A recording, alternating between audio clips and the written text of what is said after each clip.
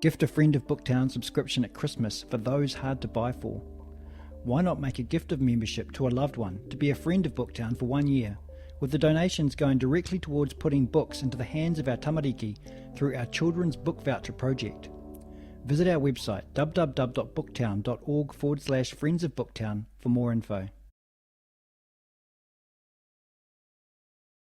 Kia ora tātou. Ladies and gentlemen, we'll get underway with 10 out of 10. We are very, very fortunate people tonight because we have 10 of this country's and also the world's stellar writers in this room, and they will be appearing before us this evening. I'll give you a bit of background on that in a moment. But first of all, I want to acknowledge Luke Pearson, who can't be with us tonight, but he's the very, very generous donor who's put money up so we could have this event, and we're very, very grateful for Luke. So if you could just give him a clap, and I'll tell him we applauded him tonight. And we'd very much like to thank the Creative New Zealand Pacifica Arts Strategy team for their wonderful support of Featherston Booktown and the Pacifica Power event, which we had here just before, which was uplifting and amazing and a wonderful tribute to the incredible Albert Wendt. So that was very, very special. And Creative New Zealand are great supporters of Booktown and have been for a long time, and we thank them very, very much. But tonight, ladies and gentlemen, the real treat is, as I said, we have 10 extraordinary writers, and over the 10 years of Featherston Booktown, we've been so lucky that so many amazing writers and presenters and provocateurs and storytellers have come to our festival and made it extremely special, and we've loved having every one of them. So 10 extraordinary people are here tonight. I'll just let you know that we've had some people pull out through illness, unfortunately. Tusitala Avia can't be here, but the lovely and amazing Rodger Steele is going to replace Tusitala. Thank you, Rodger, for coming in at quite late notice, and thank you, Shuker, for coming in at late notice for Owen Marshall, who's unwell. And thank you to our guest from Norway, Lars Mytting, who came in at the latest notice, which was about an hour ago, because Becky Manawatu is ill. She did really valiantly today with her events, but she's not well and can't be with us tonight. So we thought we'd make an exception, even though this is Lars' first visit here. He's our first ever international writer. So we've got 3 at Booktown. So Lars, thank you very much. And thank you very much for an extraordinary list of writing talent who are here. So what is tonight all about? Well, we've asked all of these writers, as I say, who have been at Booktown before and are at Booktown now, to bring one more gift to the table for us tonight. Each one will read from their work, and it can be published work or unpublished work, that they think best expresses them and what they want to say to the world. So there are no rules tonight, ladies and gentlemen, no rules at all, apart from each writer has at the most 10 minutes. Under that would be good, but at the most 10 minutes. No questions from the audience. We'll barrel straight through these wonderful gifts from these writers, and then I'll introduce them as they go, or as we go. So, right, our first writer is up tonight with their gift, and our first writer is the amazing Noelle McCarthy, who is, we've already seen Noelle today a few times, haven't we, Noelle? Of course, Noelle is from Cork in Ireland. She's an author, a broadcaster, and a podcaster. She is from Ireland, but she now lives with her husband John and daughter in Paitamokai, Featherston. She started her radio career in Auckland in 2003, and since then she's interviewed everybody from film producer Jim Cameron to novelist Margaret Atwood and the Dalai Lama. Her memoir Grand won Best First Book Award at the New Zealand Book Awards in 2023. She was writer in residence at Victoria University's International Institute of Modern Letters in the very same year. So, Noelle, you're very welcome, and please come to the stage. Kia ora, thank you. Thank you, Bigsy. Kia ora i te whānau. Thank you, Pai Tū Mokai. And happy birthday. Happy birthday to Booktown. I wore gold to match joy. Hemi tene kina iwi mana whenua tonight of this place where we are also. Mary wrote and said this was 10 out of 10. And I said, Mary, I don't know that I'd give myself 10 out of 10 for anything, let alone writing. And I've only written one book, so this might be a bit previous. But I've chosen this piece tonight because even though it's about Auckland, I wrote it in Featherston. And I really enjoyed writing it a lot more than you'd think when you hear it. And partly that was because I was writing it to someone. I was writing it to Renee. And I feel emotional. I was writing it to Renee, who, you know, kaitui Māori, activist, dramatist, an amazing mentor and an amazing strength to so many great writers in Aotearoa. And yeah, she helped so many of us, and she helped me, and yeah, that's why I'm going to read this piece, and it turned up in grand, but I didn't know it was going to be in grand when I started writing it and sent it to Renee in Otaki. Newly sober and raw as a rubbed eyelid, my God is in the sky tower. I come home at midnight, 1, 2, 3 o'clock in the morning, rattling from a night in front of a lemonade, pretending there's vodka in it, and open the ranch slider on the mean little balcony of my apartment on Pitt Street. I sit on the ridge between the slider and the tiles in the cold August air and smoke Marlboro lights I hate the taste of, and look out over the city to where the hypodermic rises into the sky 1.5 blocks away, and I ask someone, anyone, to look after me. I don't know if they will or if they won't, but the asking itself becomes something of a ritual, comforting at the end of another day of uncertainty. Everything I do now tires me, an exhaustion that gets so deep into your bones, you can't get out of the shower. And when you do, you just stand there for ages, shivering and dazed with a towel around you. I go to work at the radio station every day without a hangover, hating it. At least I wasn't bored when I was dealing with the shakes every morning, jamming my elbow into the gap between the hard drive and the computer monitor to brace my hand enough to hold a pot of yogurt, repairing to the disabled toilet afterwards to vomit it up discreetly, pushing my fingers far enough down the back of my throat to get the bile up, swiping my streaming eyes in the mirror, cleaning my teeth with my index finger. But I go to work like everyone else.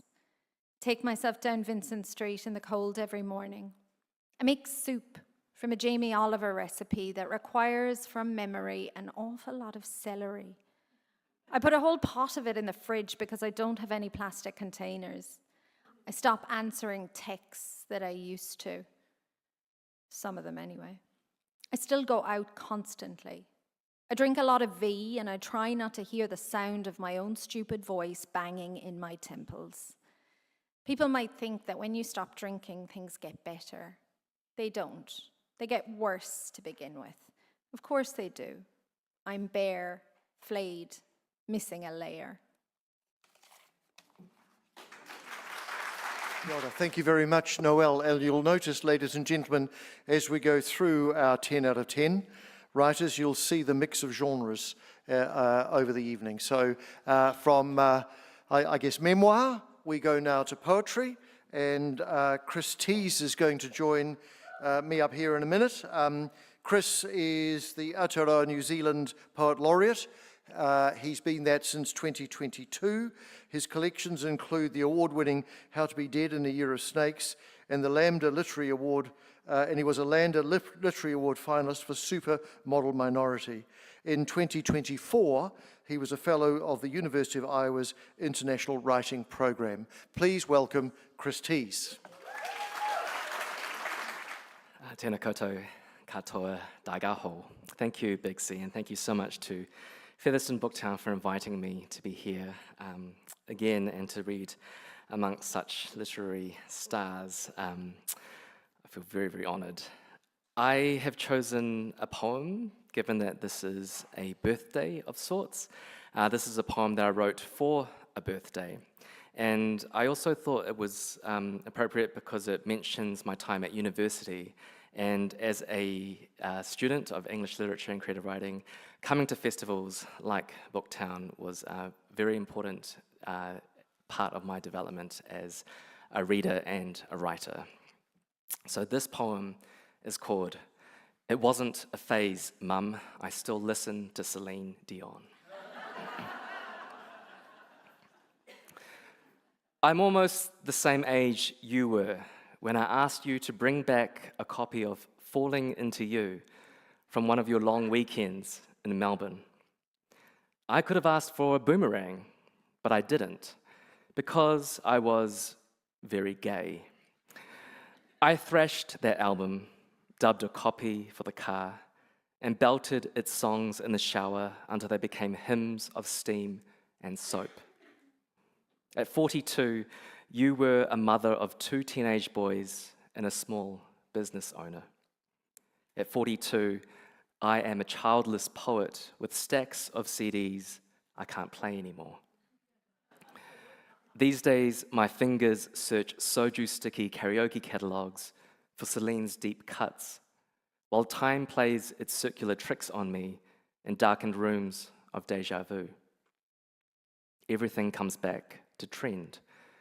Everything is in fashion again to remind us how many times we have danced around the sun. I've lost count of how many parties I've passed through, like Marty McFly, desperate for home, dazed and careless, my youth trickling away in friends of friends' flats, thick with smoke and bass.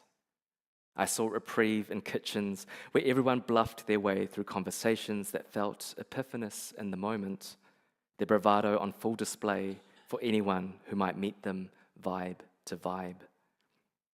Remember that night R punched a concrete wall just because someone told him to? The party inside carried on despite his cries of pain. Someone put on a dance remix of My Heart Will Go On as a joke, but the whole house shook with the drunken conviction of 30 theatre students. Nowadays, I walk past that same house with students crouched outside, passing a precious joint between them. The walls talk to those who have spoken to them. The years are always waiting for someone to hit play again. Thank you very much. Kia ora, Chris. Thank you very, very much. Now we move from poetry to the novel and a novelist, Carl Shuker. Carl is the author of The Royal Free, A Mistake, shortlisted for Best Book of Fiction at the Ockham Book Awards and adapted for film in 2024. Other works are Anti-Lebanon, 3 novellas for a novel, The Lazy Boys, and The Method Actors, which won the prize in Modern Letters, which, when he won it, was the richest prize in the world for an emerging writer.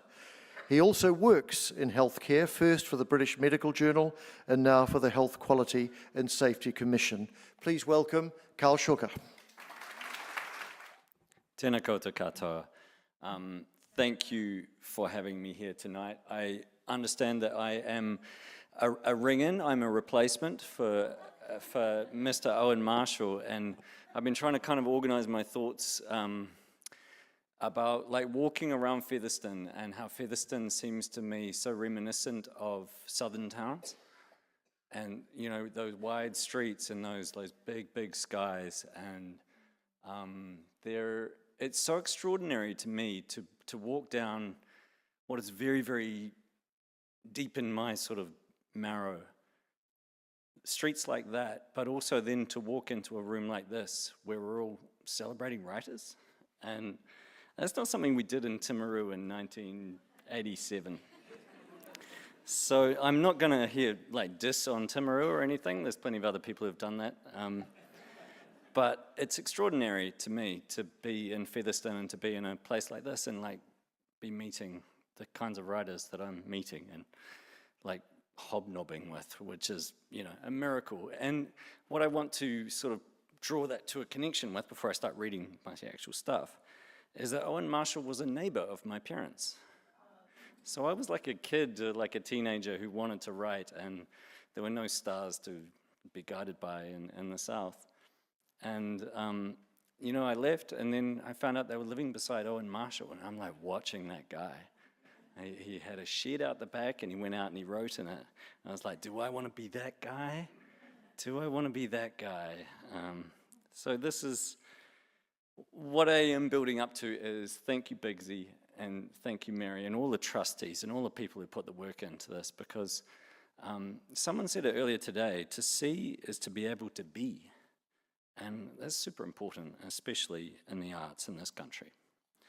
So I'm going to flip to something hopefully thrilling and dark. I'm going to kill someone live on stage for you, so I hope it's not too traumatic for you. This is from my novel, A Mistake, and all you need to know is at this point, an operation has gone on. We have a surgeon who is a powerful individual, and the patient has been opened up because there's bleeding inside. It was all very quiet as they watched her work. There was the gurgle and grind of suction, then quiet, and she spoke normally and taught them. This is a controlled emergency and not a chaotic emergency. The torrential bleeding from the vena cava is controlled with clamps, and we can move in order of urgency. Richard has control of the posterior tear with his finger. The bleeding lumbar vessel is the most urgent due to the volume of bleeding, and I'm going to focus all my energy on that right now. Anesthesia, are you caught up? I'm not sure. We have a cut in the posterior abdominal wall from an uncontrolled trocar insertion that is controlled with digital pressure. We have a rent in the IVC which is clamped, and we have severe lumbar bleeding in the psoas that is posterior and deep. I'm currently sewing with 5-O-Proline, she said. Thank you. As she sutured, the others watched. Josie gathered the unused equipment. As she sutured, Elizabeth whistled and hummed along with the bark, little progressions that interested her, that moved her, and she murmured, "Whew," quietly, now and again, as she pulled it off, as she nailed it, as she killed it.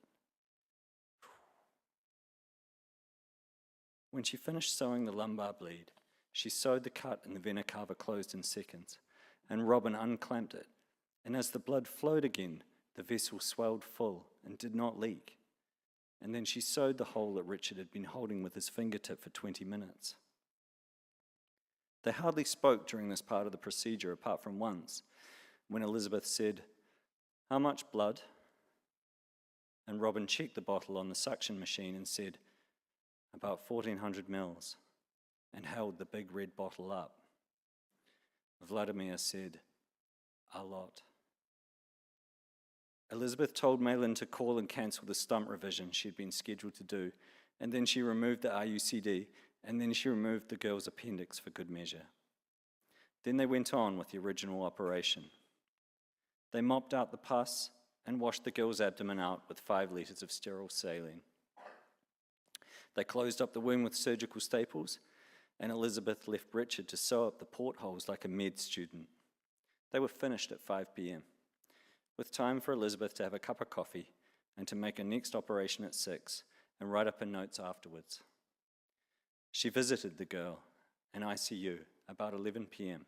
that night before she went home, and the girl was awake and taking oxygen through a CPAP mask she didn't like, and then she died at 4 a.m. the next morning.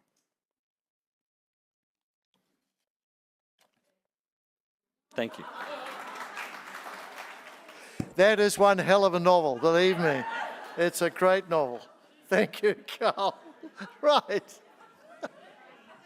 Okay, we're off to a great start. Very uplifting. Okay, now we move now, thankfully, from the novel to, I guess, the genre of music, but also music writing in terms of memoir. So next up is Shayne P. Carter, Ngāti Tūwharetoa.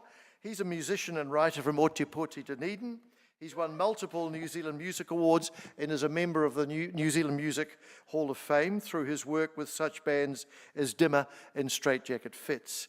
His memoir, Dead People I Have Known, won the Ockham Book Award for non-fiction in 2020. This is the first time a debut writer has taken the prize.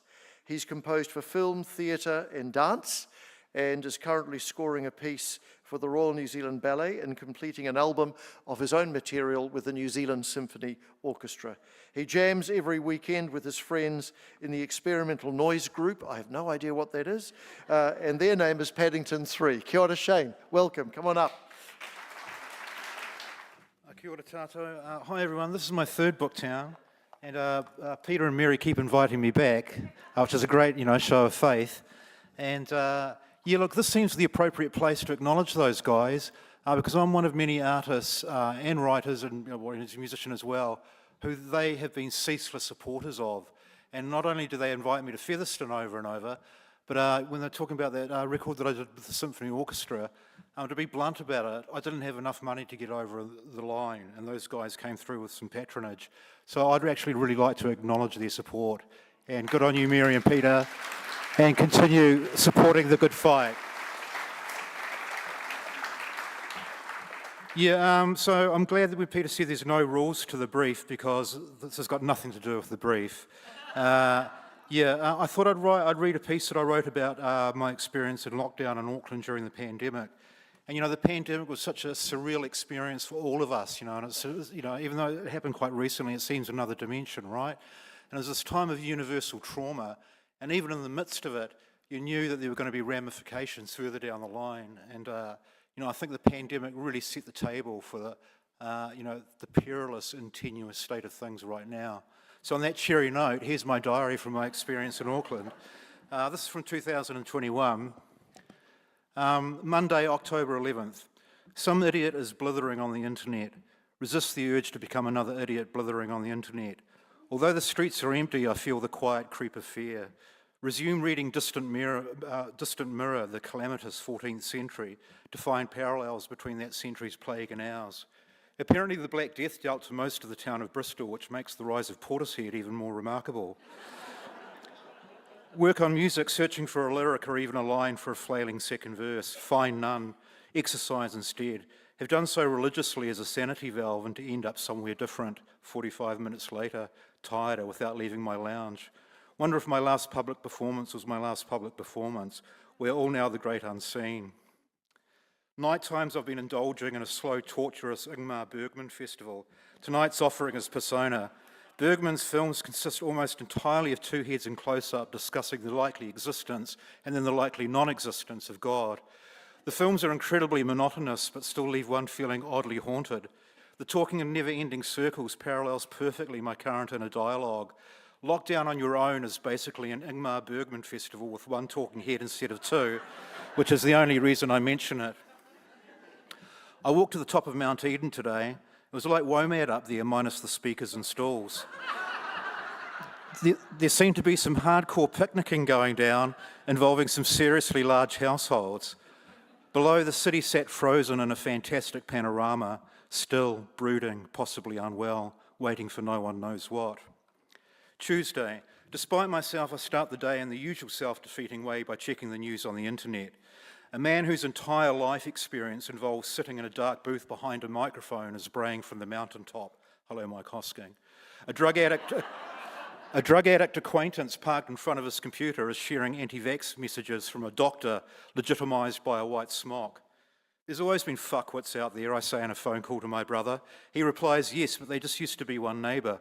Now there's dozens of them in my room. The 1 p.m. press briefing has lost all its sexiness, and there is now no hope or intrigue in any of the numbers. A country watches numbly and glumly accepts its fate.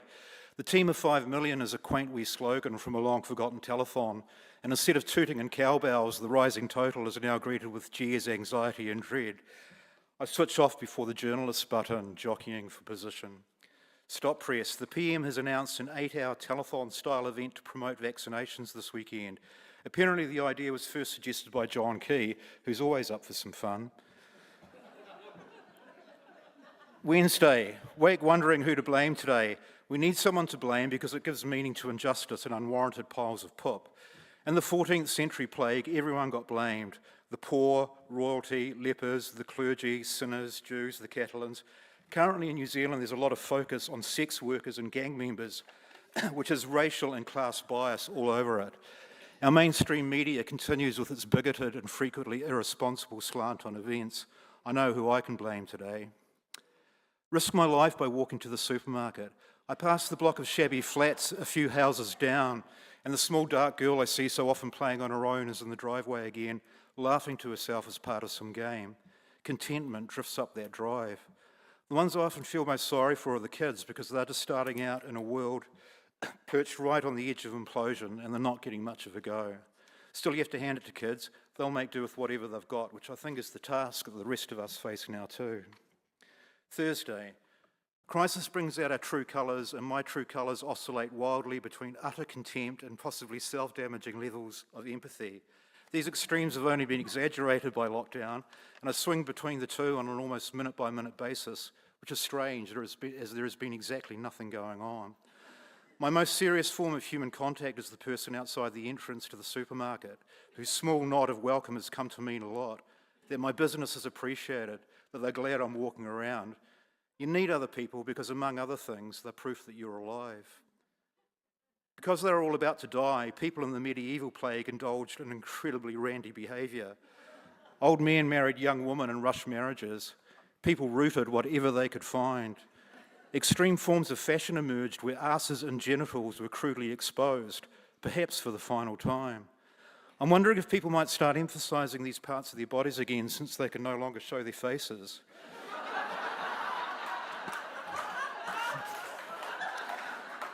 Are two short tunics and cod pieces about to blow up on Tinder? The next day, what is the next day? Friday. Lockdown fug is a thing, sitting on top of your scalp like a pregnant cloud, a medium light pressure rubbed in at the temples by monotony and repetition, the same coloured curtains that greet you every day. A routine is important, any kind of routine, because somewhere in that there will be a small achievement, and because there's no point of comparison or contrast or proportion, that achievement can feel as momentous as you want it to be, and it exists as your buffer against lethargy and doom. Sometimes my small achievement is going to another room, or surviving a Zoom call. I struggle to return an email because I wonder if it matters and my priorities are turned upside down. Saturday. The plague in the 14th century killed anywhere between 75 to 200 million people. I have no idea where I got that fact from, and it doesn't ring true to me, but that's what I'm saying.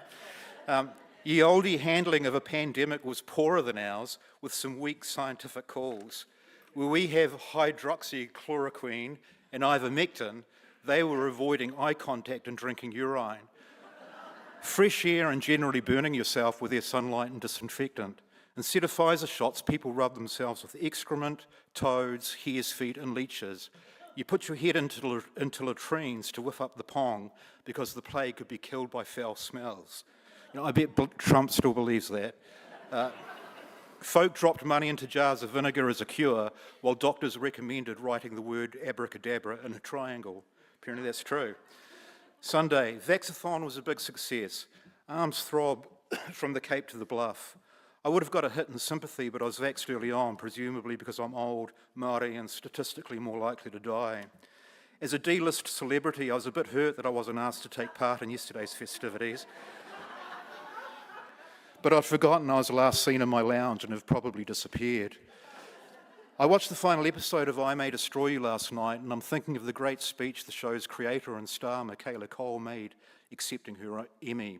How we're living in an age where being seen equates to success, and then maybe it's best to turn away from that to find what you will in the silence. That was reassuring to me because I know it's the small concerns that have kept me going instead of any of the big ones. Shout at my door all you like, but my sustenance remains the inconsequential intrigues that don't have much to do with anything. A point in that Mozart piano concerto, the book on the Orkney Islands a friend sent me, a mate moved from a chess game played 73 years ago, how magnificently removed Deborah Evans Strickland is in the clip for Money by the Flying Lizards. Personal points of interest that keep me curious and involved. I try to write music every day. It's my best first line of defence. Cheers. Kia ora, Shayne. Thank you very, very much. We've talked about working through the genres. as we go through our 10 out of 10 writers. But the next writer encapsulates all the genres in one extraordinary person. Novelist, poet, memoir writer, script writer, short story writer. It can only be Dame Fiona Kidman.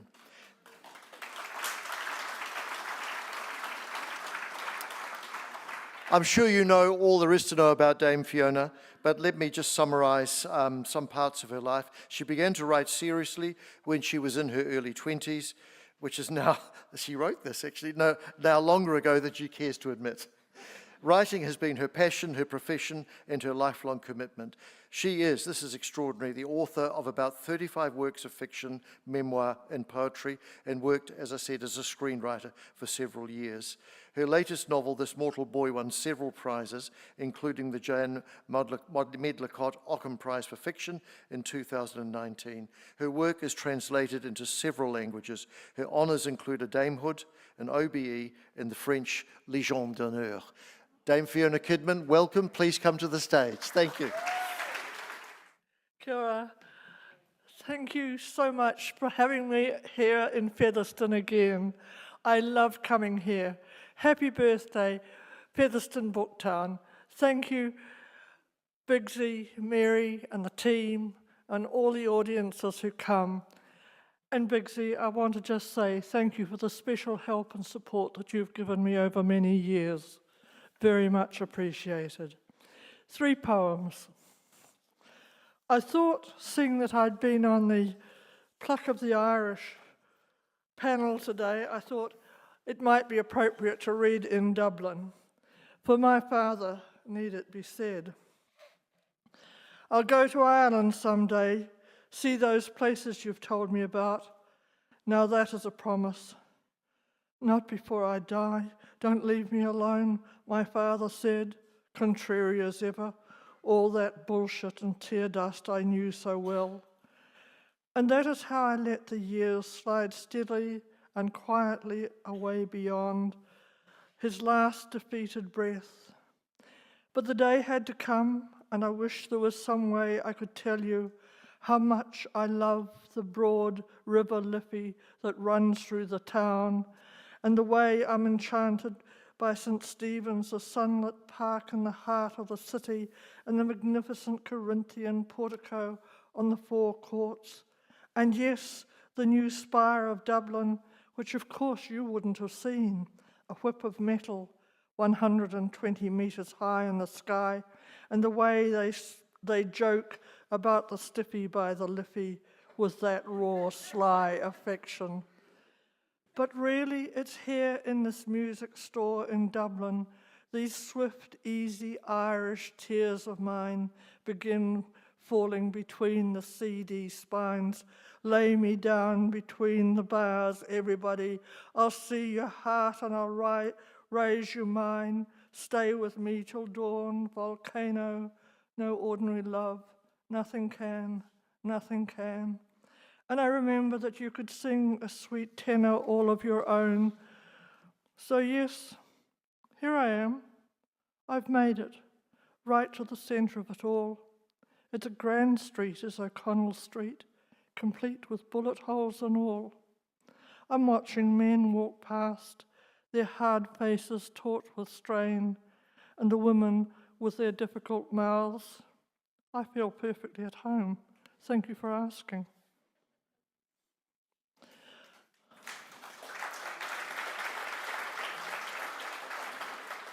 A very short poem about, I suppose it's about writing, really. When I write a novel or something like that, you know, my characters kind of follow me around. They're spooky little things. I take them out for rides in the car, and they turn up when I'm, you know, doing the dishes and all that sort of stuff, and they talk to me, and I really would like them to go away sometimes, but, you know, they persist because they say, you promised to write a book about us and you have to do it. Anyway, this is Hey You. When I stand at the kitchen bench, first glass of wine in the hand, these characters slide alongside, sly and demanding. Write me, they say. Write me, write me, write me, write me. hissing in my ear, slapping my shoulder, while another one stands close and touches my thigh. "Write me," he murmurs, "write me, you can."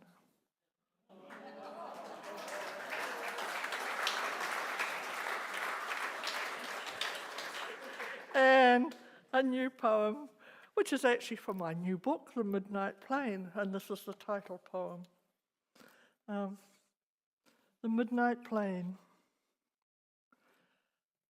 Here it comes, swooping against the stars, perfectly poised above the unruly winds that still sweep across Te Whanganui-a-Tara, above the shadowy sea, over the cliffs at Massey, above the lids of pastel-walled houses like mine.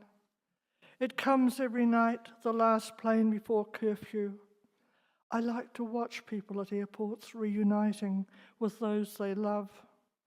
There was a girl, I remember, at International, bearing a red balloon, floating on a string painted with the words, "I love you," her anxious smile hovering and wilting as one person after another emerged from customs, until at last he was there, lifting her aloft in his arms, and the way the whole crowd of us began to cheer, because it is human to long for love to be requited, for us to witness the evidence that there's a payoff for hope. And so I lie in this midnight hour in the cavernous house, thinking that out there in the dark, some people will be coming home. Thank you.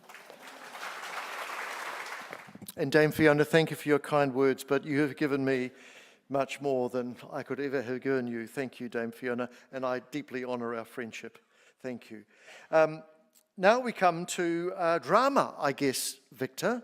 And we're in every sense of the word. Victor Rodger, ONZM, is an acclaimed playwright, author, producer, and teacher of Samoan.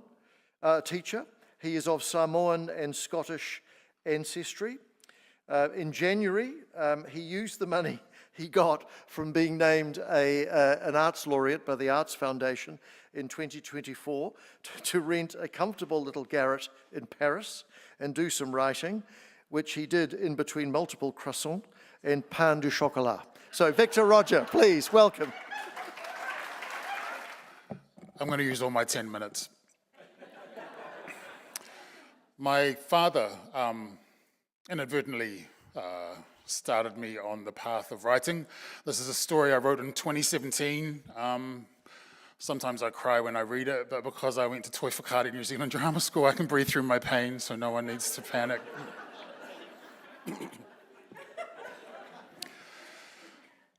He comes to see you when you're a baby. Your grandfather's made him sign something to say he won't come anywhere near you or your mother, but your mother lets him see you when your grandparents are out. What does he think when he first sees you, this newborn son he has fathered with your mother 6 months after fathering another son with a different woman? By the time you think to ask him, it's too late. He's dead. Your first clear memory of him is when you are 3, maybe 4, you're in Christchurch. It's the early 70s. You live in a house on Kerrs Road in Wainone with your mother and your grandparents. For a time you are told that your mother is your sister and your grandparents are your parents. Life's good at Kerrs Road. You like collecting bottle tops and listening to the soundtracks that your grandparents play. You long to own a Barbie doll with legs that bend. Kerrs Road is comfortable, familiar. By the time you start school, you know the story. Your mother was only 15 when she had you. Your grandparents adopted you to get social welfare off your mother's back. Your grandparents are your parents by law. Your father is married to another woman. You tell the other kids at school that you have 2 sets of parents. You say this means that you get twice as many Christmas presents. This isn't entirely true. Your father never sends you a Christmas present. Not that you ever really think about this. Your mother makes sure you never have to. She showers you in scholastic books, movie magazines, love. One night you watch your mother standing in front of the fireplace with a faraway look in her eye. It's dark and it's winter. The only light in the room comes from the fire and the television that you've stopped watching because you are looking at your mother instead. Somehow you know that she is thinking about your father who is visiting from Samoa. Somehow you know that your father has made her sad. At intermediate, you are told to write down your family tree. You have only heard your father's surname pronounced as Fart Api. So under father, you write Nick, F-A-R-T, A-R-P-E. It's not until you have left high school that you learn to say and spell your father's surname correctly, Fa'ata'ape. You discover it means to scatter. You're almost 12. Your mother takes you to Samoa so that you can see where your father comes from. Your father lives there with his wife, their 3 children, and a nephew and niece they've adopted from his sister. Your mother doesn't want to cause any trouble, so she decides she'll wait until your last night in Apia to tell your father that you're here. Your Pālangi mother is too naive to understand how island life works. Almost immediately, someone recognizes your mother wandering around Apia, and word quickly gets back to your father. You wake up one night in the Tusitala hotel where you are staying, and you hear your mother talking to a man, your father. You keep your eyes shut and pretend to still be asleep. You don't want to talk to him. You just want him out of there. You kick the sheets in frustration. Kicking the sheets is your way of trying to kick him out of the room. He says to your mother, "Boy, what a restless sleeper." Your father drives you and your mother to a huge waterfall one afternoon. You swim by yourself, leaving your parents to talk by the water's edge. Later, you get changed out of your togs in a small changing room. When you drop your white fruit of the loom underpants on the filthy floor, you let out a girly, high-pitched squeal. Your father asks your mother, "Is that boy playing rugby?" You leave Samoa. You feel no connection to the place. You are not a son for the return home. By the time you are 18, you barely think about your father until one day you get a call out of the blue from the one Samoan auntie you knew growing up. She claims your father is dying. You decide to go and see your father, just in case this is the last time you see him. You take particular care with how you look. You want your father to be impressed that you are a young cadet reporter on a daily newspaper. You want him to know that your success is because of your mother and has nothing to do with him. You want him to know you don't care what he thinks about you. But then the strangest thing, your father turns out to be charming and charismatic. He makes you laugh. He makes you want a connection. You use the word dad for the first time in your life. But you're conflicted. This is still the same man who hurt your mother. He tells you he has a blood clot as the result of a blood clotting disorder. The clot can't be drained, so he only has 25% lung capacity. He could die today. He could die in 20 years. You tell him, only the good die young. He smiles. You see a photo for the first time of your half-siblings. You are secretly thrilled that you all seem to share your father's eyes and eyebrows. You see a small ornamental tree which has 6 branches on it. On 5 of the branches hangs a photo of each of your father's children. 1 branch remains empty. You hope that one day your photo will hang from the empty branch. At the end of your meeting, you try to get a firm date from your father as to when he will tell his other kids about you. He remains non-committal. You're disappointed, but you find out where your older half-brother works as a travel agent. You take the lift up to his office.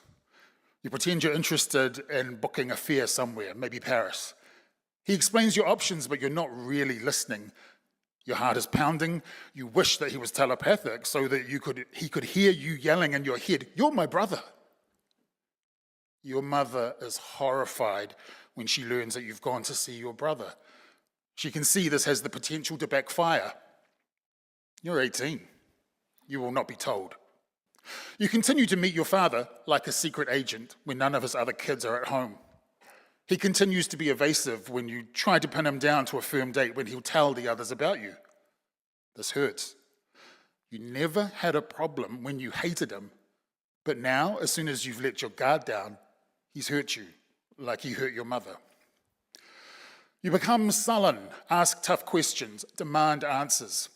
You don't understand that in Samoan culture, fathers demand respect full stop, even if they left a 15-year-old girl to raise a baby by herself.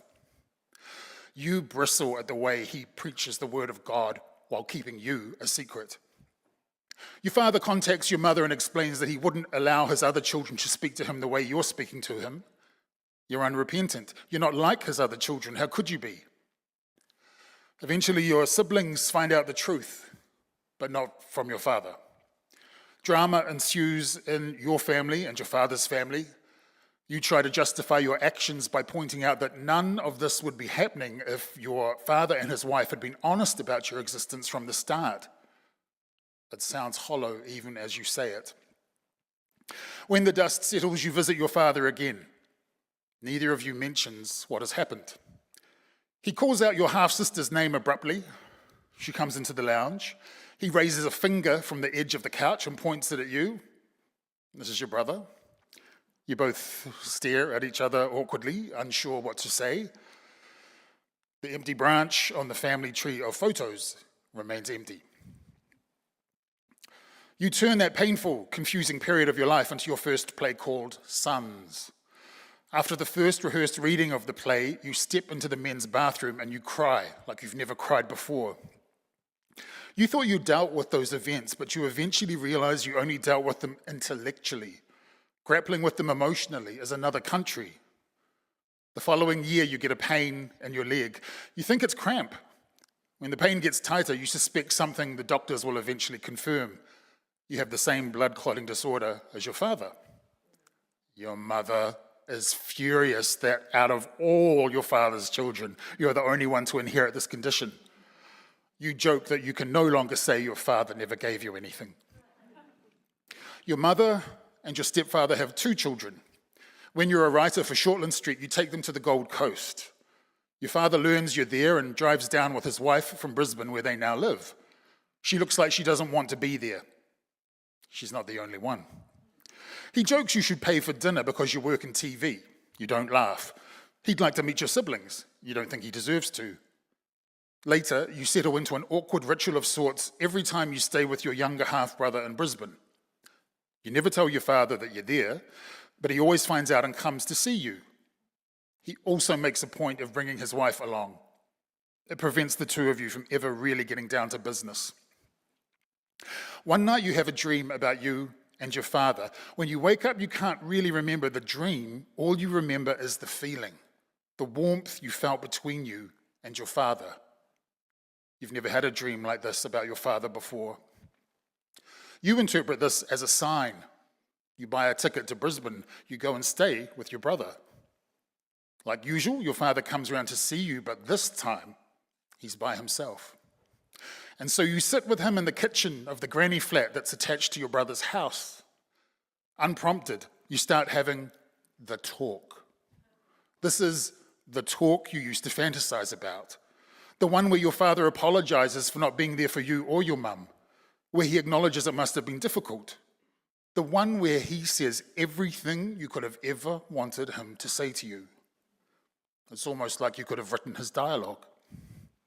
You have to bite your tongue during parts of the talk, like when he says being gay is a choice, but a voice inside you tells you to keep your mouth shut.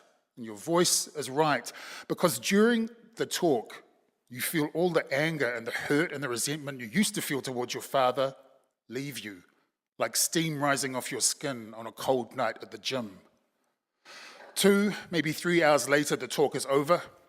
You both stand. Your father's only 5'8" to your 6'2". You hug each other. You can feel something's shifted between the 2 of you, something big, and you're certain he feels it too. You only see him once or twice after the talk, the last time in 2012. 2 years later, your brother tells you your father has developed an aggressive form of dementia. He doesn't know what soap or shampoo is for when he goes to have a shower. You feel like you and your father sorted everything out the night of the talk, that you kind of reached the end of the road with each other. You don't feel the need to see him again. As far as you're concerned, you're done. Halloween 2015, you are at Carl's Jr. on Queen Street with your cousin and her young daughter. You are waiting for someone to bring you your mushroom burger. Your phone rings. It's your cousin Louis in Australia. He has bad news. Your father's ill. He probably isn't going to make it through the night. Louis hangs up. Your mushroom burger arrives. Moments later, Louis calls back. He's sorry to have to tell you, your father is dead. You had imagined this moment. You didn't think you would feel anything. You thought because you got it all out on the table with your father during the talk, you guys were sorted. You have clearly forgotten that lesson you learned after the first public reading of your play, Sons. And so here you are, with your cousin on one side and her daughter on the other, as you weep in the middle of Carl's Jr. You check into a flight to Brisbane.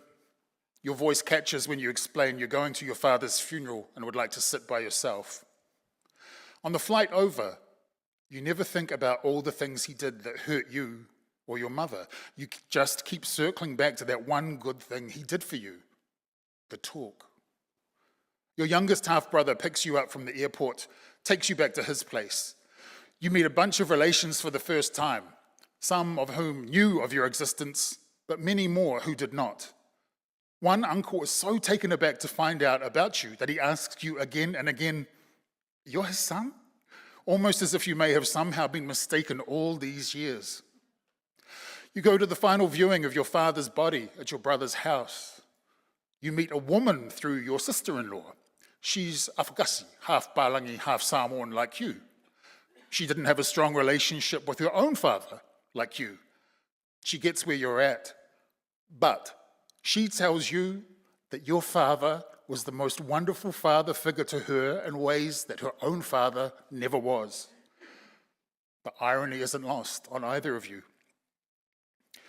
At the funeral, you notice that your name is not on the program underneath the list of your father's children. You didn't expect it to be. But during your closest brother's eulogy, he mentions that your father fathered 4 children.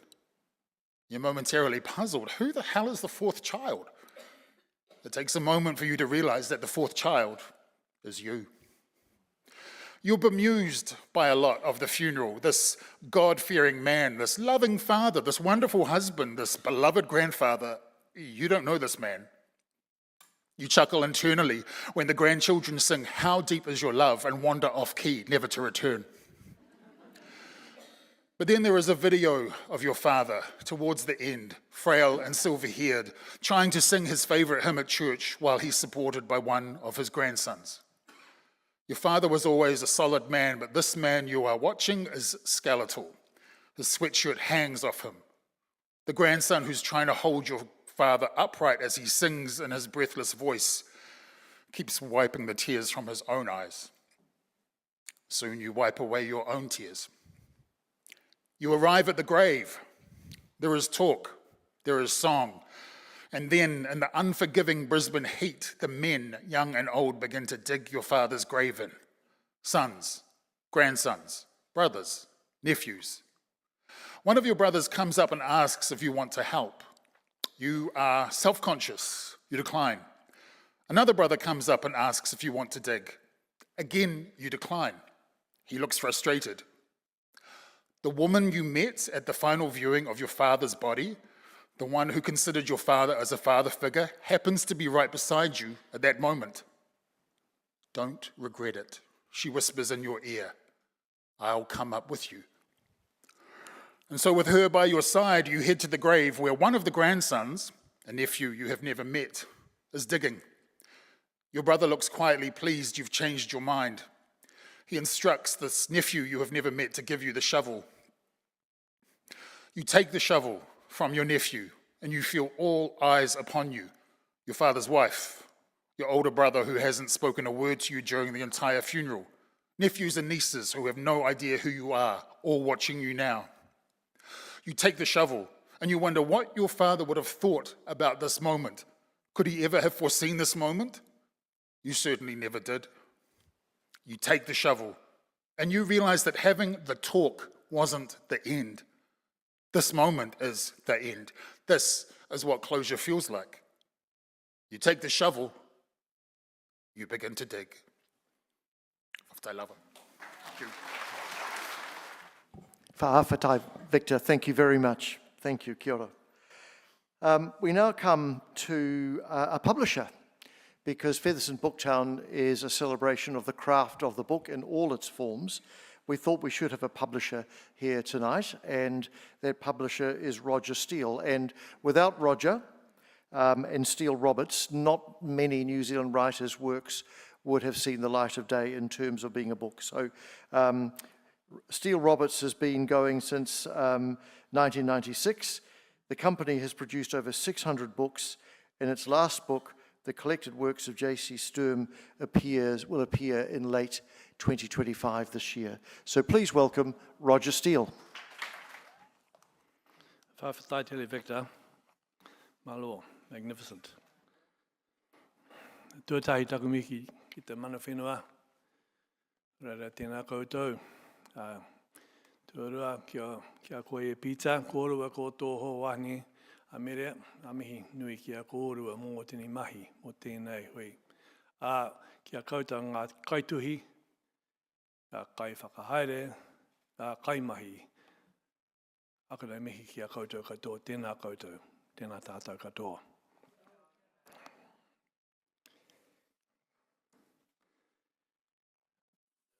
It's been wonderful to hear all this new work. I'm going to read two fairly old works, just to balance it up a little maybe. And I've chosen a political work tonight. I was going to sing a song about being a drunkard. But I want to pay a tribute to Peter Biggs, and so I'm going to read a poem by a man who's also, a bit like Victor's father, has been vilified somewhat, I think unjustly, and I think it's time to a certain extent to rectify some of the reputation of James K. Baxter.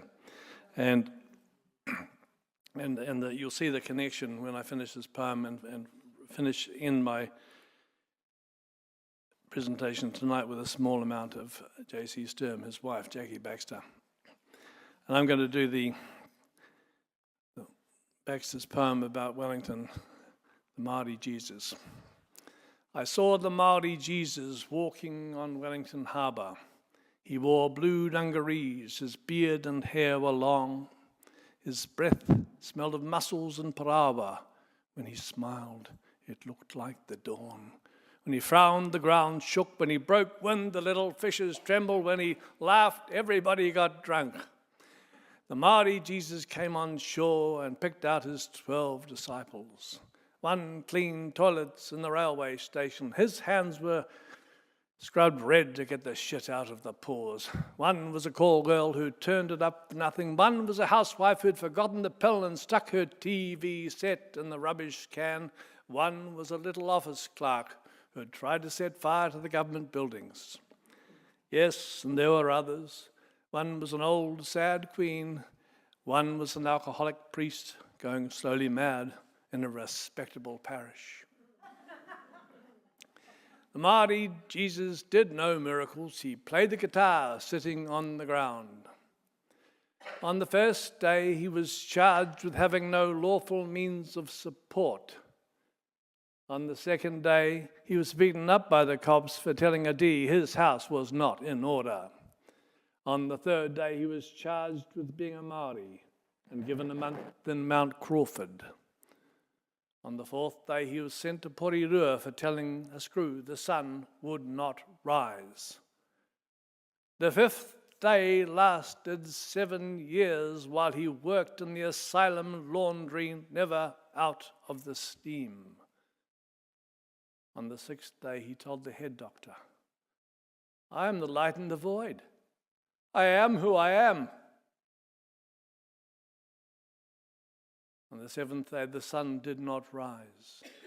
It didn't rise the day after.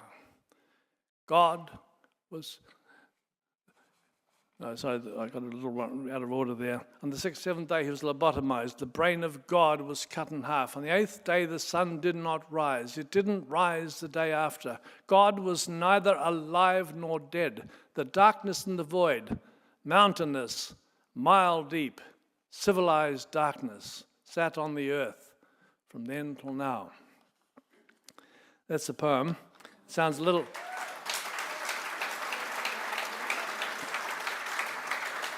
I couldn't help thinking the darkness and the void sounded to me a little bit like the coalition government. But I couldn't possibly say. Maybe the government in America. Anyway, Jim Baxter's been vilified for some unwise remarks he made in letters, and I hope no one ever discovers my letters or yours, because we've all made some unwise remarks in his letters. But when Jim died, Jackie Baxter, who publishes under the name J.C. Sturm, carried on being his literary executive for nearly 40 years, and she always stood by Jim Baxter, and she went to her grave respecting and honouring Baxter. And the only reason she kept me on is because I also loved his poetry. When he died, she was wild with him. She started a poem, "You bugger, you asshole, you stinking shithouse." But then she mellows, and towards the end, just an excerpt from one of her last poems about Jim, "What is still untold will remain untold, and ours. Who cares what an uncaring world thinks? Already the poachers stalk new prey, scavengers gather for the kill. None will ever know where those years of exploration and discovery took us and what we found there, or why, for nearly half our lives, we chose to travel together." So that's what Jackie Baxter thought about Jim Baxter. And the last poem in this first book that we published, and the first shall be last and the last shall be first. The last poem, I'll read the whole poem by J.C. Sturm, Jackie Baxter. She says, "The house is quiet now and still. No gale from the sea, no weeping in the garden or cry from the hill. Later, there'll be stars and a moon. Tomorrow, the sun." And that's the end of the poem. And my point about bringing that little poem to its end is that the collected works of J.C. Sturm is going to be called Tomorrow, the Sun, and it'll be out later on this year. And I'm hoping there'll be an event at Featherston Booktown next year if I behave myself. Kia ora. Kia ora, Rodger. Thank you very, very much. You will definitely be invited back to Featherston Booktown, and we'd love to see you. In fact, I still have wonderful memories of that terrific interview and conversation you had with Mary McCallum some years ago to a sold-out room. It was absolutely terrific. Thank you, Rodger. We come now to our international guest, Lars Mytting, who's an acclaimed Norwegian writer who's published 2 million books, and they have been made available in over 24 languages. It's been our joy and delight to welcome Lars and Tūwha to New Zealand. Lars travels from here up to the Auckland Writers' Festival, and I want to acknowledge our partners at the Auckland Writers' Festival, and we shared the costs of bringing Lars over to New Zealand. Lars has had a hunting expedition, a fishing expedition with Tūwha. He's been to the Pōwhiri at Papawai Marae, where he got spoken to by Paora Amundsen, the kaumātua there, in both Māori, in Te Reo and Norwegian, which was extremely impressive. He's also been to a rugby game. He, along with Tūwha today, Greytown versus Eketahuna.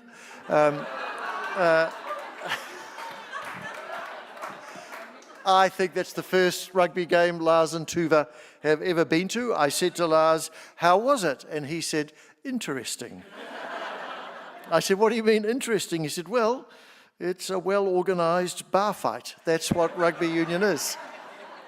So that's a very interesting perspective. Thank you, Lars. Please join us on stage, Lars. Velkomst. Well, thank you so much. As you know, I'm stepping in as a replacement, and it's a completely reckless act of mine because I hadn't had much chance to prepare, and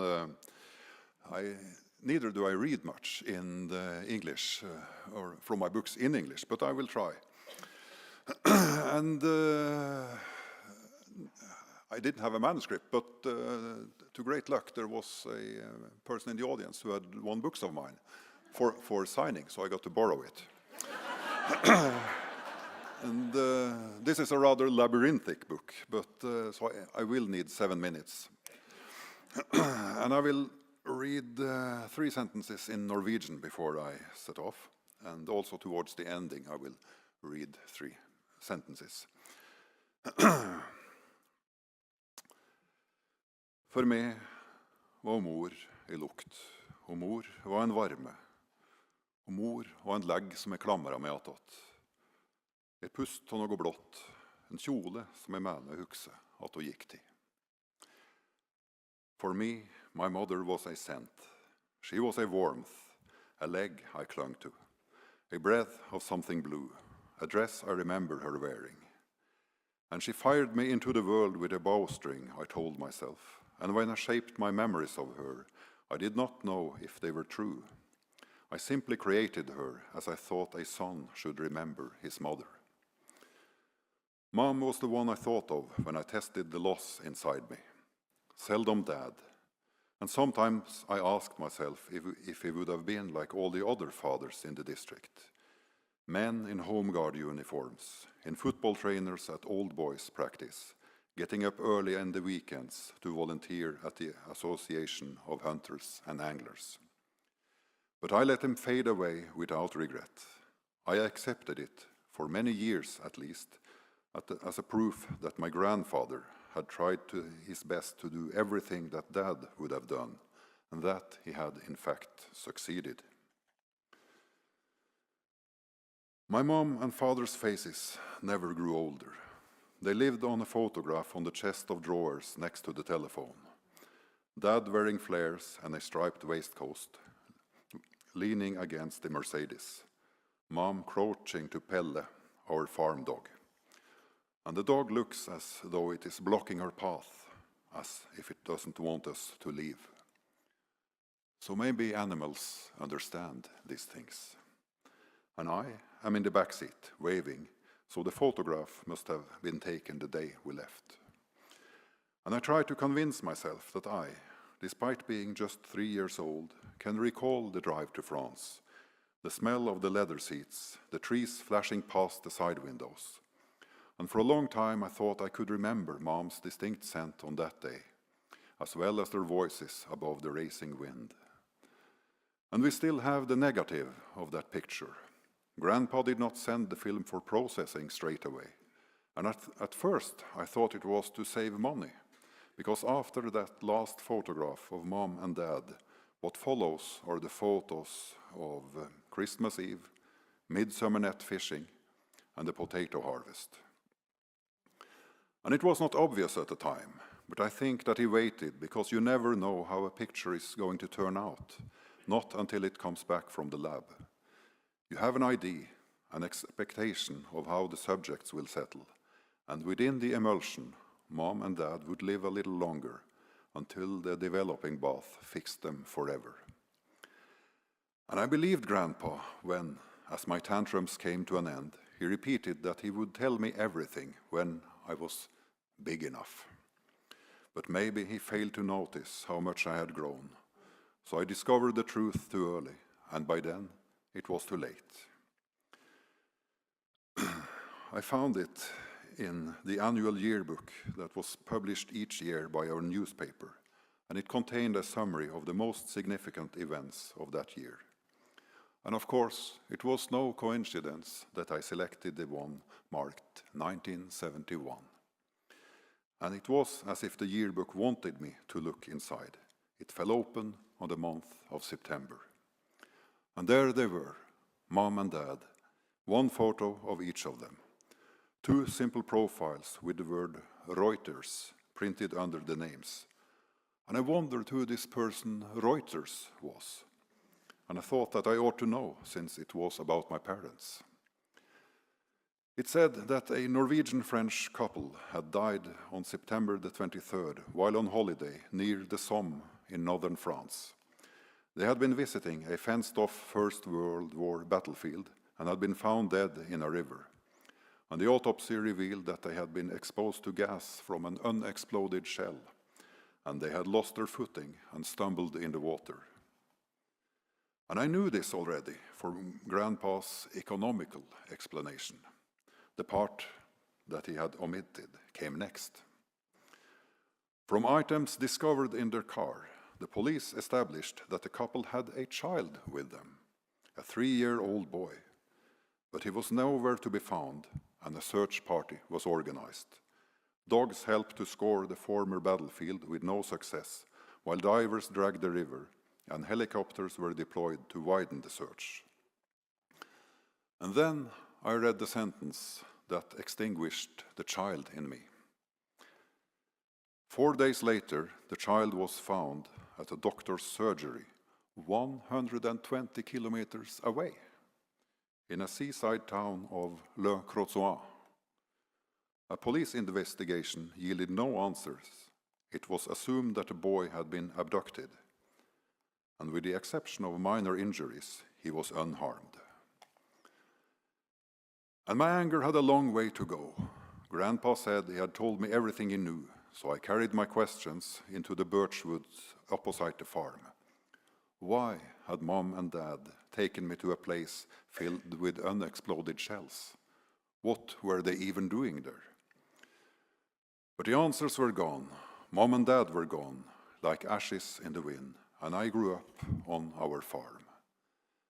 And all my life I had heard a whistling come from the birch woods, and one night in 1991 it grew into a wind that made me falter, because there was something about Mom and Dad's story that was still stirring, quietly, like a viper in the grass.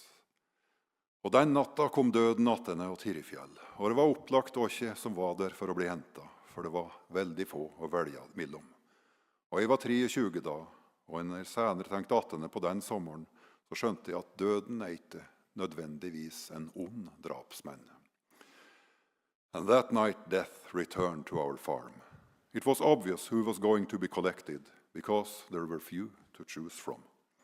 I was 23 years old, and when later I thought back on that summer, I realized that death is not always a cruel, unseeing killer. Sometimes it leaves the door open on the way out. Thank you. Thank you, Lars, very much. Tak, thank you very much. Both Lars and Carl have mentioned that they're ring-ins. I'll tell you what a ring-in is when you go to the Eileen Duggan event and you get a very nice glass of beer and you settle down to drink your beer and enjoy the Eileen Duggan event, and then your phone rings at 28 minutes past 3 and you're told by Hannah Sellers, the head of the volunteers team, that Richard Harmon, the moderator, hasn't turned up to moderate the panel on fixing the bear pit. Could you come and do it, please? And it begins in 2 minutes. So you grabbed a book, Lars. I had a very quick walk back, Googled some things, and that's a ring-in. And I was terrified because on that panel was the incomparable and razor-sharp mind of Marilyn Waring, who's our next guest. She's the author of The Political Years Still Counting, Counting for Nothing. She's a former MP, as we know, an outspoken feminist, an economist, a farmer, and an emeritus professor of public policy. She's now retired to the far north, working on gardening, swimming, knitting, and ukulele skills. Please welcome Marilyn Waring.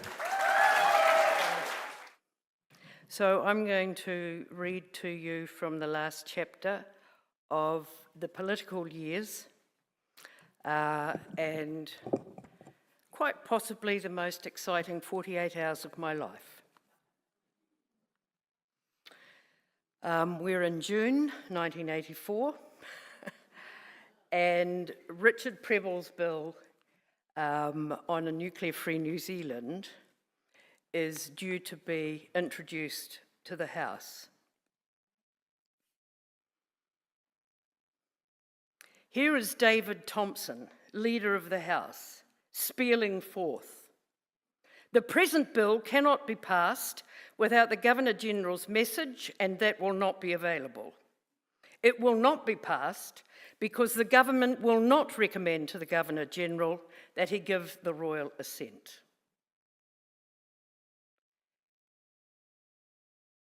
It was obvious from the outset that Richard's bill would be voted down. I also knew National would ensure I never got the call for this debate in Parliament. But it was all over for me now. I had finally hit the point of no return, and it had come with such simple clarity. The government had threatened that the essence of democracy, a vote of the majority of MPs in Parliament, could be suspended. I would get through this bill and assess what to do after that. The bill lost by 1 vote on introduction. Now I had some hard thinking to do. I went home and I spent hours mind mapping alternatives and likely consequences. I could resign from the National Party. I didn't see why that should happen. I thought my national supporters in Waipa, in fact party supporters across New Zealand, would be outraged if the significance of Thompson's threat was explained to them. There was a loyalty partnership in Waipa developed over 8 years, and my supporters did not deserve the rejection of all that they stood for if I resigned from the party. Sue Wood and Barry Lay did not deserve this either. I could resign from Parliament. That would leave the government without a reliable majority, and Muldoon would ensure that I became an election issue. I did not want any more vitriol and savagery, and I was very tired. The reason for my resignation, an issue which I regarded as a constitutional crisis, would likely be lost in the maelstrom. And resigning from Parliament could affect other women candidates in 1984 and the future. But I had to do something so I could live with myself, and doing nothing was not an option. There must, I thought, be a strategic route through all of this, whereby the outcome would be an election, but I could try to protect myself from being the scourge of the Prime Minister. How much line would he need to take a bait and to call the election himself, blaming me? It was the National Party caucus that I needed to abandon, a caucus that sat while New Zealand burned and this leader bullied onwards, a caucus with the tide going out on their re-election chances. Except for a handful of colleagues who did continue to try to push back, I'd lost patience with the rest. What would be the effect if I withdrew from caucus and all select committees? My other options would remain open. It would make the whips work extremely difficult to replace me each week on 3 different select committees. It didn't matter if I didn't go to caucus, the bully would prevail anyway. If he decided to limp along like that, I'd have 2 or 3 mornings each week to be human. There'd be no effect on Catherine O'Regan, who'd been chosen as the candidate for Waipa. On the other hand, if he did take the bait, he would blame me, but that would be easier than my actually triggering the election. I thought the PM was so out of control, he wouldn't need too much assistance to do that himself. I sat up a lot of the night, adding reasons and outcomes for each possibility, mind mapping till the early hours. In the morning, I wrote a letter to the government whip, Don McKinnon, advising that I wouldn't be at the caucus meeting and I was going to take the morning off. I called a friend. We went to a violin masterclass at Victoria University, good for some reflective thinking, and then on to lunch. I was back in the house for the afternoon sitting, and I wrote a memo now to McKinnon, advising him I would no longer attend caucus or be available to sit on select committees. I thought that Muldoon just might be clever enough to ignore it and leave me having to explain publicly what I had done. Earlier in the year, Brenda Cuttress had spoken with me about the issue of abortion for the 1984 election and beyond. We were tired of always being on the back foot, responding, and not taking any initiatives to improve the laws. We wanted to discuss this further and safely, so Brenda had been in touch with Dame Barbara Goodman, Lady Beverly Scott, and Dame Honor Bonish, and that Thursday they'd all arrived in Wellington so we could have dinner together. We planned to spend the rest of the evening mapping out possible strategies. By the time I left for the restaurant at 5:30, I'd not had any response to my memo. After dinner, when I returned with my friends to my office, I knew the memo was open. There were notes from parliamentary messages on my desk that I should call Sue Wood and Barry Lay immediately. I called Sue's home and was told she was on her way to Wellington to see me. I had the same answer from Barry's home in Wellington. But I just sat down quietly and began to take the notes for our meeting. A little later came a call from the whip's office. This isn't in the book, but I'm going to tell you. This. So I was dressed very respectably and nicely at this time. This is a very backward piece of behaviour.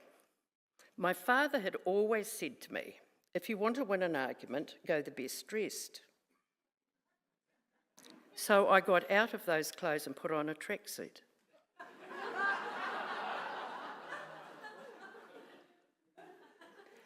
I went to the whip's office. As Sue said to me, you were ambushed. Just what do you think you're up to now, you perverted little liar? Was the PM's opening line as I walked in. So much flashed through my mind, and I could hear Barry and Sue, who looked stunned, reprimanding him for this language. So he had taken the bait. With that opener, he would not back down, but the next few hours would be vicious. Okay, I would give as good as I got. If you say that outside this room, I will sue the shit out of you, I replied. In all the events of the evening, Sue and Barry were the only people who asked what my decision was about, and neither of them attempted to contest it. The next round was on how Muldoon couldn't trust my vote on his next budget, and I told him he had a lot more of his caucus to worry about on that score. McKinnon poured the PM another drink, and he recommenced his abuse, baiting me now on what I would do in the election campaign to stay in the headlines. No, I laughed. Prime Minister, I won't be doing that. I just thought to myself, I will just disappear. So you can't make me an issue, and you will have to fight on your lousy leadership, poor economic management, and abusive personality. I'd taken an apple with me, a very loud one. I munched it as his tirade continued and got steadily worse. Barry Lay called the performance drunken megalomania. Eventually, I extricated myself and I went back to my office. There, the meeting on abortion strategy was still going on. I took up the pad again and began keeping the notes. Shortly after 10:30 came the sound of MPs shuffling into the government caucus room right beside my office. I got up and went and snibbed all the locks on my door. What's going on? Brenda asked. It's going to be a snap election, I replied. My friends leapt up and gave muffled cheers. There's a caucus meeting on now. I'll be blamed for this. The press would be straight to my door, so I crawled under my desk to hide. The knocks came, but then there was a very funny moment. My friends couldn't work the snib locks. The door was tall, with an old lever window right at the top into the corridor. I watched them push a table under the window, and Brenda climbed on top of it and poked her head out. I'm so sorry, she said. We are having trouble unlocking the door. Where's Marilyn? The press demanded. We don't know, she replied. She went off to a meeting and hasn't come back. I'd crawled out, quickly undid the locks, and retreated under the desk. "Oh, just a minute," Brenda said. "One of us has just managed to unlock the door." It opened and the gallery journalists looked in. "What's going on?" Brenda asked them. "There's a snap election," they told her. "Marilyn has been blamed." "Oh dear," Brenda said. "I hope she's okay, but we don't know where she is." And the journalists left. I dictated a short press statement, which Brenda typed in my secretary's office and then delivered to the press gallery, telling them I'd phoned it in. We knew the news of the election was out as soon as the first telegrams began to arrive for me from Parliament's post office. Straight after the caucus meeting, Muldoon had left for Government House to advise the Governor-General to call an election. Jim Macleay was there at a media dinner. He was Deputy Prime Minister, and this was how he and many journalists knew the election had been called. Listener editor David Beatson was drafted in to type the proclamation. Muldoon had another drink before returning to Parliament to give the infamous drunken press conference announcing the election. My office was on the third floor of Parliament buildings, in the furthest corner from the one door open after midnight. The Parliamentary Press Gallery offices lay both to the left and right of my door. There was an internal staircase across the corridor from my room, but that would still leave me with two long ground floor corridors to navigate without running into anyone. Several times, Barbara wandered off along the gallery offices to see if journalists were about. My friends had determined they were taking me back to Brenda's home for what remained of the morning. Shortly after 1 o'clock, escorted by Barbara and with parliamentary messengers giving us stop and go hand signals if anyone was about, we made it out the bottom door. I was free and it was over. Kia ora, Marilyn. Thank you so much. I'm so glad that that was your gift to us, because we promised we'd get on to that moment or that time in 1984, and we didn't have time this afternoon. So thank you very, very much. Marilyn Waring, wonderful. Thank you.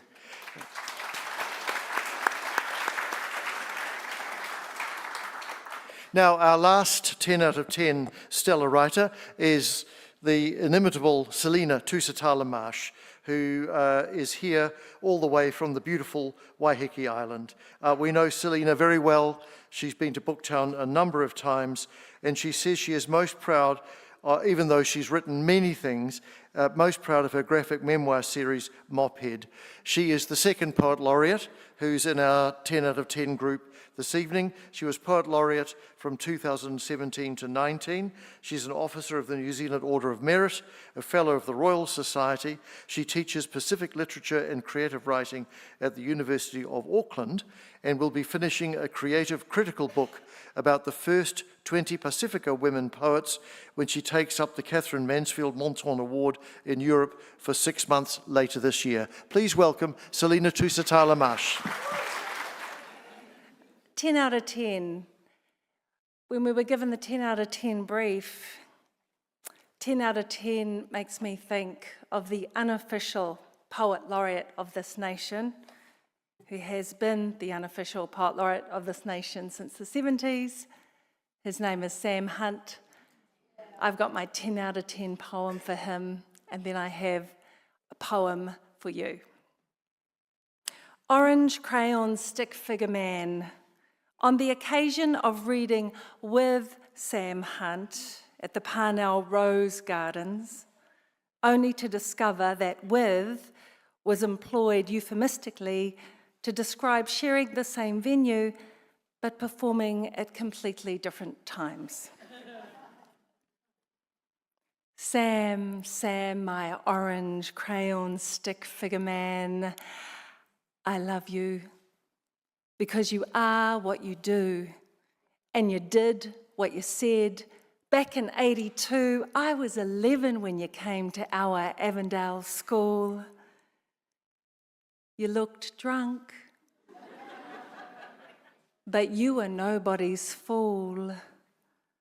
Like the unsung Pied Piper, you played your own tune, and we followed, and shirt hung like a Rolling Stone maxim flung over black exclamation mark jeans, puncturing our poetry rules forever.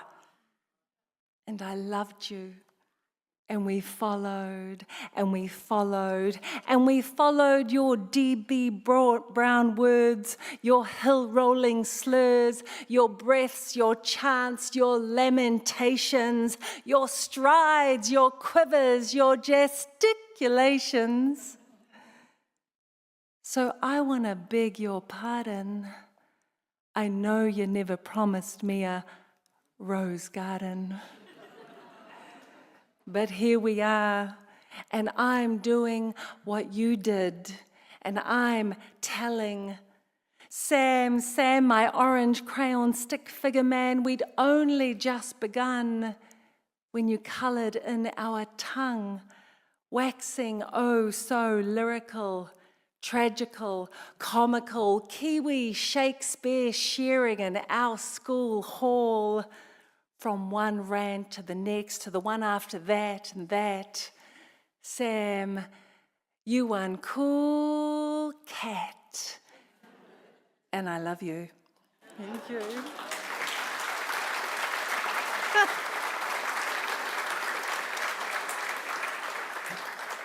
So we were told that unpublished work was fine. I'd been trying to work on the sequel to that poem, and it was about when I turned 49, which is like 5 years ago now, and Sam had finally responded to my self-invitation to his place on Kaipara Harbour. And so I drove up there. I don't have a car on this side. I live on Waiheke. And so my sister Sam drove me to Kaipara Harbour to visit Poet Sam, with our father's little chihuahua, Rosie. And I got there and I was so nervous, and I brought my toko to show Sam, and I assembled it together, and he said, well, come and meet the Cody toko I've got carved from a man who doesn't have a passport or a birth certificate. And I was seated at the feet of my mentor, and he poured copious amounts of Argentinian red wine.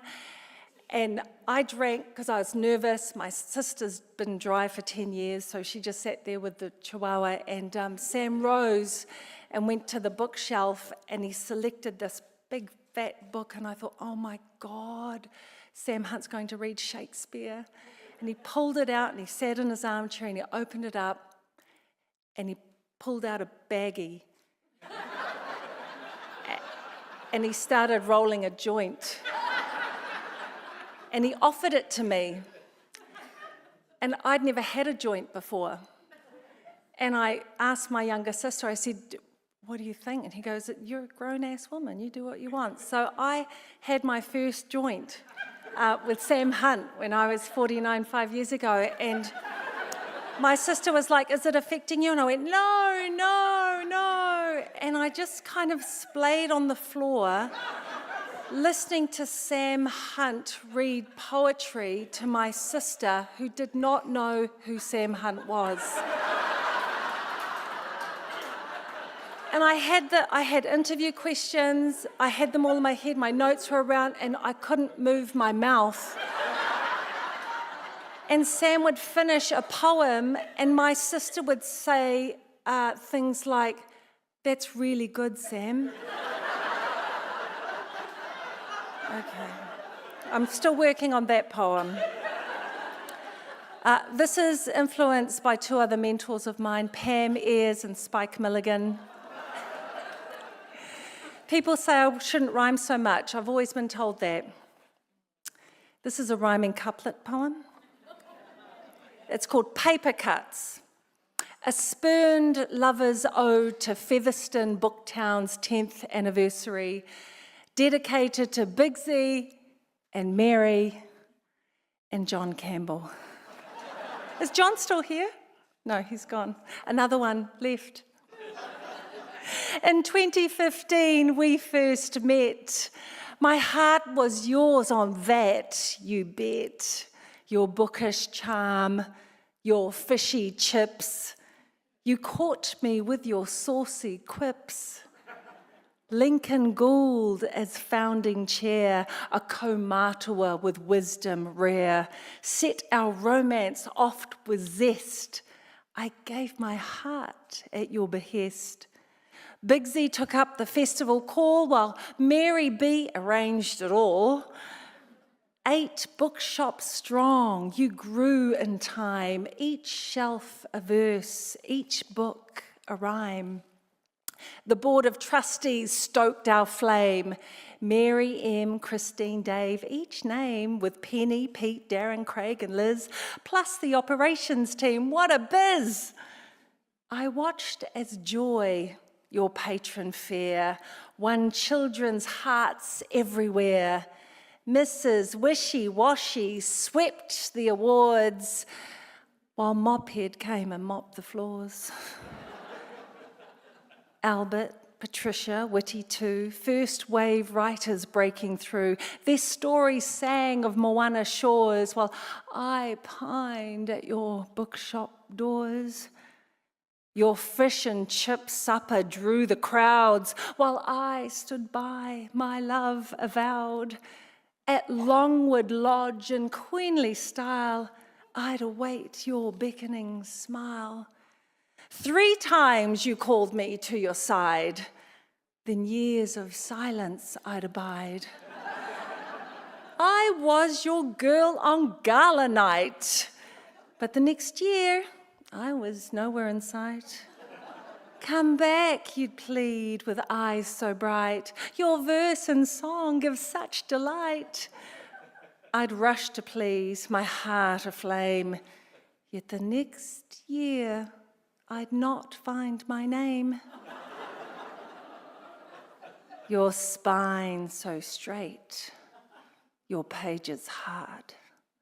My fingers traced your every word.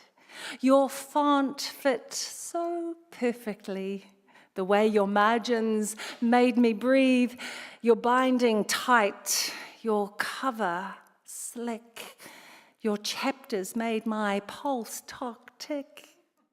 I thumbed you gently with finesse, yet my advances bore no success. For 10 long years this dance we've swayed. 1 year wooed, the next year waylaid. Your invitation set my heart aflutter, but your silence, Bigsy, left me in the gutter. You've brought me back for Bookten's bash. One final fling of grand panache. But whispers say, when curtains close, my name won't grace next year's shows. Then came the truth, oh bitter pill. You never loved me, you never will, for you're a festival, not flesh. My heart caught up in your bookish mess. A town cannot return a kiss. Paper cuts, my only bliss. My footnotes yearned for contents true, but festivals cannot say I do. So here's to your anniversary, dear Featherston. You've booked me solid and then left me stunned. This love affair was doomed, alas, when I fell for your Booktown's sass. Fiona, thank you. Selina, we will treasure that poem. And Mary, just lock in Selina every year for the next 10 years, just to keep her happy. Please, thank you very much. It's important. Selina Tusitala Marsh. So that's it, ladies and gentlemen. Thank you so much for being here on our 10th anniversary birthday bash. I'd like to thank on your behalf Noelle McCarthy, Chris Tees, Carl Shuker, Shayne P. Carter, Dame Fiona Kidman, Victor Rodger, Rodger Steele, Lars Mytting, Marilyn and Selina Tusitala Marsh. Please say thank you.